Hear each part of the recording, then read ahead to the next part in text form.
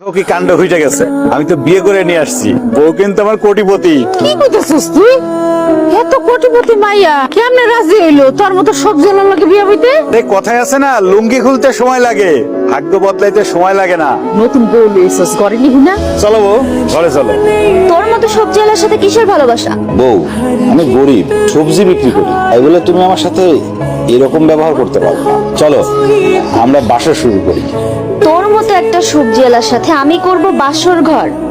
অসম্ভব, কারণ তোকে আমি স্বামী বলে মানি। তুমি কি বললা? তোর মতো সবজিওয়ালা আমার মতো একটা সুন্দরী কোটিপতি বউ পাবে, সেটা কিভাবে হয় বলতো? তুই বল। আমি তো তোমাকে জোর করে বিয়ে করি নাই, তুমি আমাকে জোর করে বিয়ে করছো।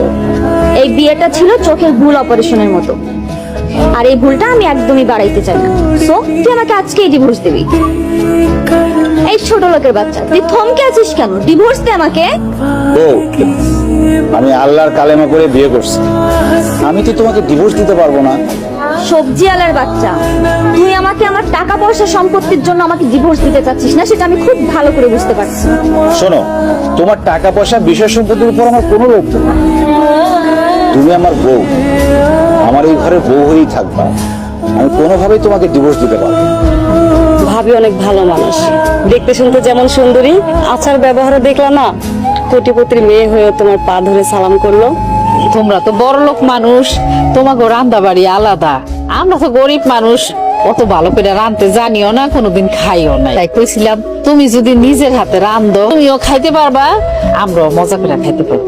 আমাকে দেখে আপনাদের কোন অ্যাঙ্গেলে কাজের বুয়া মনে হয় যে আমি এখন রান্না করে আপনাদের গেলাইতে যাব? এরকম করে বা কথাটা কইতেছো? সবজিওয়ালার মায়ের কথার কি ঠেলা? এই খাতো মনে হয় অশিক্ষিতর গোডাউন। জীবনে কোনোদিন স্কুলের বারান্দায়ও পা দেন নাই, আর আপনার কাছ থেকে কিনা আমার ব্যবহার শিখতে হবে? এটাই আমার সেই ভাবি যারা প্রথম দিন দেখছিলাম। আসলে মনে হয় আমারই ভুল হয়েছে, তোমার সাথে কথা কয়ে মনে হয় আমি অন্যায় করে ফেলাইছি। অবশ্যই অন্যায় করে ফেলেছি। আপনার মতো ছোট লোক আমার সাথে কথা বলার সাহস পায় কি করে? ভাবি, তুমি কিন্তু মারে একটু বেশি বেশি অপমান করতেছো। এই, আমি বেশি করবো নাকি কম করবো এটা তোমার থেকে আমার শিখতে হবে। বেয়াদব মেয়ে।